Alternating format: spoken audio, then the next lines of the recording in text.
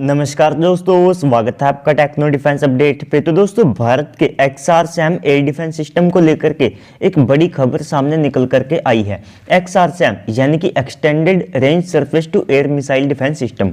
तो देखिए दोस्तों, ये भारत का एक लॉन्ग रेंज का एयर डिफेंस सिस्टम है, क्योंकि DRDO ने अब जो है एक MRSAM का जो ER वेरिएंट है उसको यहाँ पर अंतिम रूप दिया है। और दोस्तों, ये XRSAM के लिए क्यों ज़्यादा खास हो जाता है आपको आगे वीडियो में चल करके पता चलेगा। तो दोस्तों, DRDO का ये जो ERSAM एयर डिफेंस सिस्टम होगा, सबसे पहले तो ये पूरी तरह से स्वदेशी होगा, यानी कि ये भारत का ही एयर डिफेंस सिस्टम होगा जिसे हम खुद से यहाँ पर बनाएंगे। तो दोस्तों, जो एयर डिफेंस सिस्टम की फील्ड है उसमें भारत जल्द ही इजराइल की टक्कर में आने वाला है, क्योंकि हम हर फील्ड के जो एयर डिफेंस सिस्टम है उसको बना रहे हैं, चाहे उसमें शॉर्ट रेंज, मीडियम रेंज या फिर लॉन्ग रेंज के एयर डिफेंस सिस्टम क्यों ना हो, हम हर तरह के जो एयर डिफेंस सिस्टम है उसको यहाँ पर खुद से बना रहे हैं। और इसके एग्जाम्पल QRSAM, आकाश NG और साथ में XRSAM जैसे एयर डिफेंस सिस्टम के तौर पर आप सबके सामने है। तो दोस्तों, भारत एक multi layer air defence system तैयार कर रहा है, जैसे कि इजराइल ने पहले से ही तैयार करके रखा हुआ है। लेकिन इजराइल के पास ज़्यादातर जो एयर डिफेंस सिस्टम है वे यहाँ पर शॉर्ट रेंज के एयर डिफेंस सिस्टम है, लेकिन भारत एक बहुत ज़्यादा बड़ा देश है, तो यहाँ पर हमें जो लॉन्ग रेंज के एयर डिफेंस सिस्टम है उनकी भी आवश्यकता पड़ती है।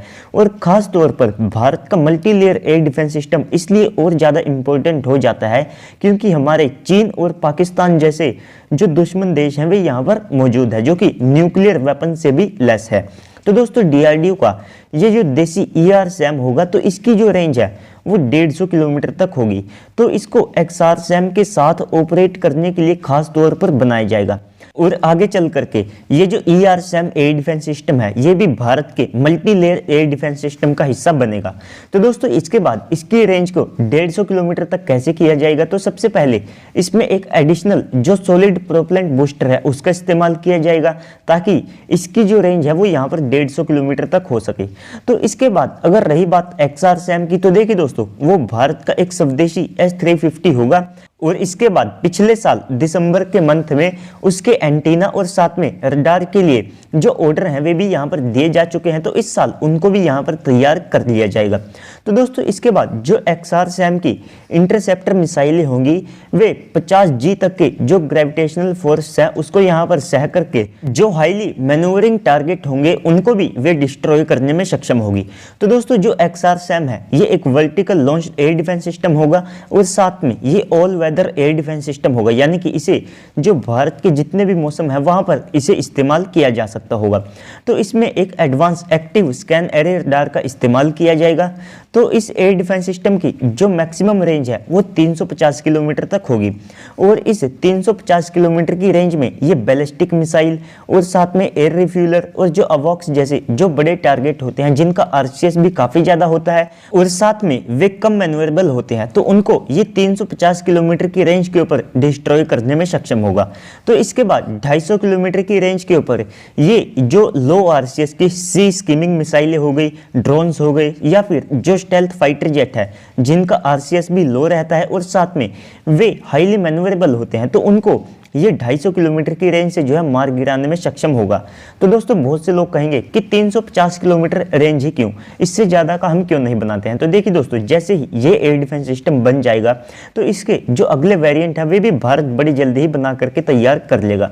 तो इसको 2024 तक कमीशन करने का प्लान है और इसको भारत की जो तीनों सेनाएं हैं वे इस्तेमाल करने वाली है। तो vertical launched air defence system होने के कारण ये एयर डिफेंस सिस्टम 360 डिग्री पर हमला करने में कहीं पर भी सक्षम होगा।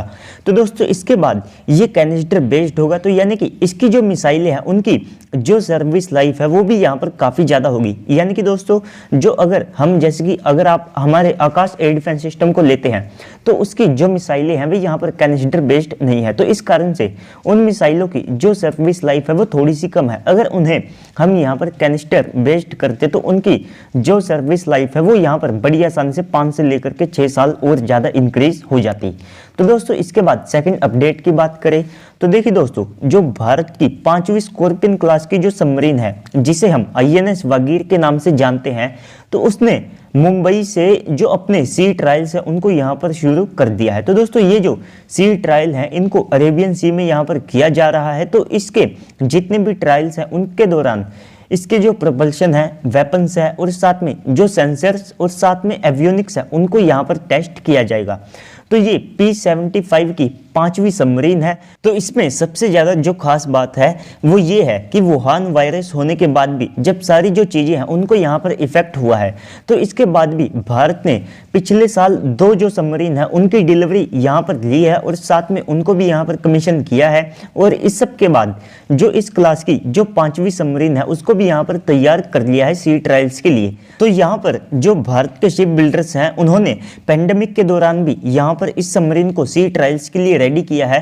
तो ये उनके लिए किसी जो है माइलस्टोन से कम नहीं है, क्योंकि दोस्तों पिछले साल भी उन्होंने जो INS वेला और साथ में INS करंज है उसको यहाँ पर डिलीवर किया है और भारतीय नौसेना ने भी उनको पिछले साल से ही जो है कमीशन कर लिया है। तो दोस्तों P-75 के तहत भारत ने जो 6 सबमरीन है उनको यहाँ पर प्लान किया है, जिसमें से जो 5वीं सबमरीन है वो यहाँ पर तैयार भी कर ली जा चुकी है। तो अब केवल एक और जो सबमरीन है वो इस प्रोजेक्ट के तहत बचती है और 2022 के एंड या फिर 2023 की जो शुरुआत है उसके समय तक जो INS वागीर है उसको भी यहाँ पर कमीशन कर दिया जाएगा। तो इस सब के अलावा भी भारत ने आगे के लिए P-75I, P-75 अल्फा और साथ में जो S5 क्लास की जो SSBN क्लास की जो सबमरीन होगी, तो इन सब प्रोजेक्ट को मिलाकर के भारत ने भविष्य के लिए जो 16 और सबमरीन है उनको यहाँ पर प्लान किया है। तो दोस्तों एक टाइम होता था लगभग 1980 के दशक के आसपास का, आप उसे मान सकते हैं। तो उस टाइम पर जो इंडियन नेवी की सबमरीन फ्लीट है वो सबसे ज़्यादा मौजूद हुआ करती थी, क्योंकि आप देखिए कि उस समय जो चाइना और पाकिस्तान है वे इतने ज़्यादा एडवांस भी नहीं थे। हालांकि पाकिस्तान तो आज भी नहीं है, लेकिन उस टाइम पर भी इंडियन नेवी के पास 21 से लेकर के जो 22 सबमरीन की फ्लीट है वो उस टाइम पर मौजूद हुआ करती थी। लेकिन दोस्तों बाद में चीजें बदली और साथ में इंडियन नेवी की जो सबमरीन स्ट्रेंथ है वो यहाँ पर कम हुई। लेकिन अब हम दोबारा से लगभग 17 से लेकर के 18 सबमरीन का जो बेड़ा है उसे खड़ा कर चुके हैं और साथ में आने वाले समय में और जो सबमरीन है वे यहाँ पर प्लान की गई है। लेकिन दोस्तों ये सब भी काफी नहीं है, क्योंकि जो चाइना है वो हमसे दुगने से भी तिगने जो सबमरीन की फ्लीट है उसे ऑपरेट करता है, जिसमें उनके पास लगभग 70 जो सबमरीन है उनका बेड़ा मौजूद है। तो भारत को कम से कम 30 से लेकर के 40 जो सबमरीन का बेड़ा है वो अपने पास रखना ही पड़ेगा।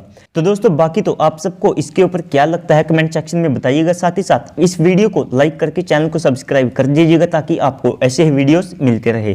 तो चलिए दोस्तों आज की इस वीडियो में इतना ही, मिलते हैं अगली वीडियो में, तब तक के लिए गुड बाय, जय हिंद।